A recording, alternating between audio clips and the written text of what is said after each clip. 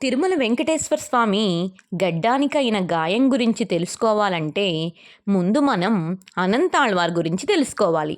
ఆయన క్రీస్తు శకం 1503 సంవత్సరంలో జన్మించారు. ఆయన తన చిన్న వయసులోంచే వేదాలను, గ్రంథాలను అధ్యయనం చేసేవారు. ఆయన భగవద్ రామానుజాచార్యుల వారి దగ్గర శిష్యరికం చేశారు. శ్రీ రామానుజాచార్యుల వారు మామైన గురువైన తిరుమల నంబివారు ఆ ఏడుకొండలలో శ్రీనివాసునికి సేవ చేస్తూ అక్కడే ఉండిపోయారు. ఆయనకు వయసు మీరడంతో ఆలయ ఆలనాపాలన చూసుకోవడం కష్టతరంగా మారింది. దాంతో రామానుజాచార్యుల వారు ఆచార్యులందరినీ సమావేశపరిచి ఆ తిరుమల శ్రీవారి సేవకి ఎవరైనా చేయడానికి వెళ్తారా అని అడిగారు. అక్కడ ఉన్న వారందరికీ తిరుమల ఎంత దట్టమైన క్రూర మృగాలు ఉండే అడవో అందరికీ తెలుసు కాబట్టి ఎవరూ అక్కడికి వెళ్ళడానికి సాహసించలేదు. శ్రీవారు పరమభక్తులైన అనంతాళ్వారు ఆ గుంపులోంచి అడుగు ముందుకు వేసి, గురువుగారు మీరు ఆజ్ఞాపిస్తే నేను తిరుమలకు వెళ్ళి రోజూ స్వామివారి సేవ చేసుకుంటాను అని రామానుజాచార్యుల వారితో అన్నారు. అందుకు ఎంతగానో సంతోషించిన రామానుజాచార్యుల వారు అనంతాళ్వార్ని ఆన్ పిల్లై అని పొగిడి తిరుమలకు వెంటనే వెళ్ళమని ఆజ్ఞాపిస్తారు. భార్యతో కలిసి తిరుమలకు వెళ్ళి అక్కడ ఉన్న వ్యర్థాలను, ఆకులు, అలమలను తొలగించి అక్కడ ఎంతో అందమైన ఉద్యానవనాన్ని తయారు చేస్తారు. ఆ తోటలో సువాసనలు వెదజల్లే పువ్వులని పెంచి వాటిని సేకరించి మనోహరమైన పూలమాలను కూర్చి నిరంతరాయంగా స్వామివారికి సేవ చేస్తూ మాలలను సమర్పించేవారు. ఎండాకాలం వస్తుంది, స్వామి పుష్కరంలో నీటి మట్టం తగ్గుతుంది.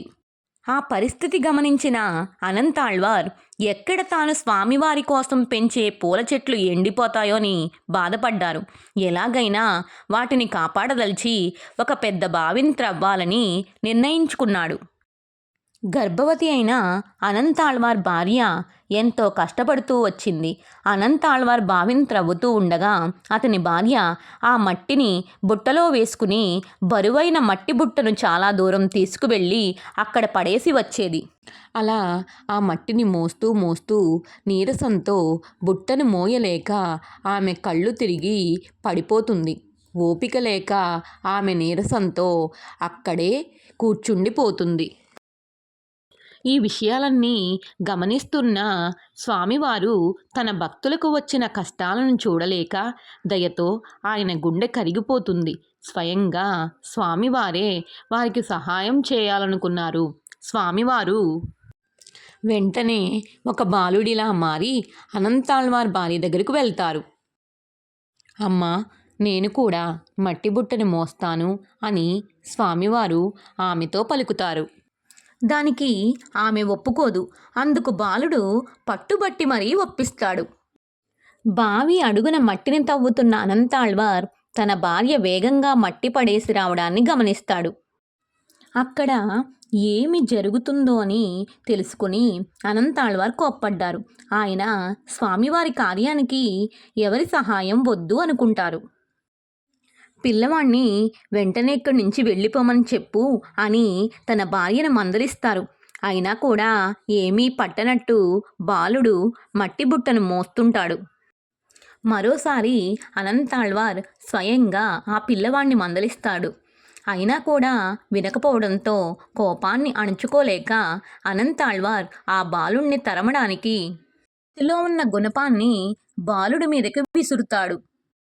ఆ గుణపం గాలిలో ఎగురుకుంటూ వచ్చి సున్నితమైన బాలుడి గడ్డానికి తగిలి రక్తం కారుతుంది. ఈ విషయాన్ని గమనించిన అనంతాళ్వార్ బాలుడిని వదలకుండా వెంబడిస్తాడు.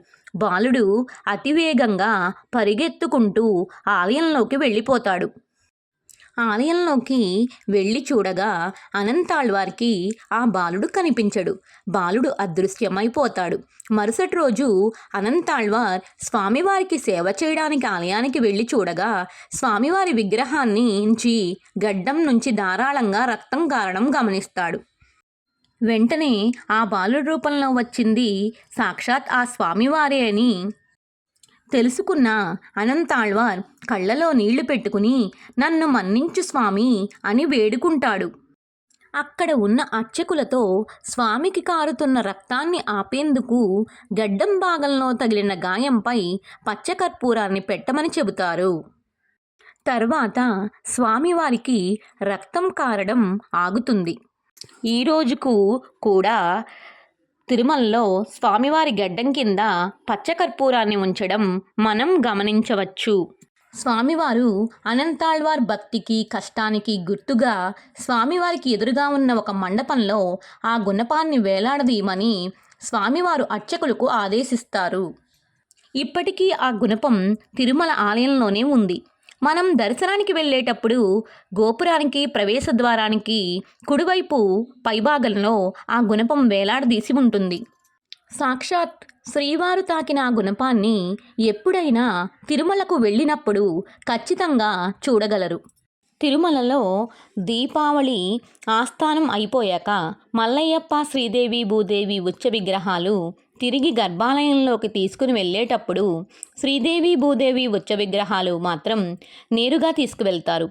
కానీ స్వామివారి ఉత్సవ విగ్రహాన్ని వ్యతిరేక గడియారపు దిశ వైపు పరిగెడుతూ విమాన ప్రాకారం చుట్టూ తీసుకువెళ్ళి తర్వాత గర్భగుడిలోకి తీసుకువెళ్తారు. ఈ ఉత్సాహభరితమైన ఉత్సవాన్ని బాగ్ సవారీ అని అంటారు. ఈ అద్భుతమైన ఉత్సవం గుణపం పట్టుకుని అనంతాళ్వార్ స్వామివారి వెంబడించే విషయం గుర్తు చేస్తుంది. తనను గాయపరిచిన భక్తుడిని కూడా మన్నించే మంచి హృదయం దయామయుడైన ఏడుకొండలవాడికే సాధ్యమేమో. గోవింద.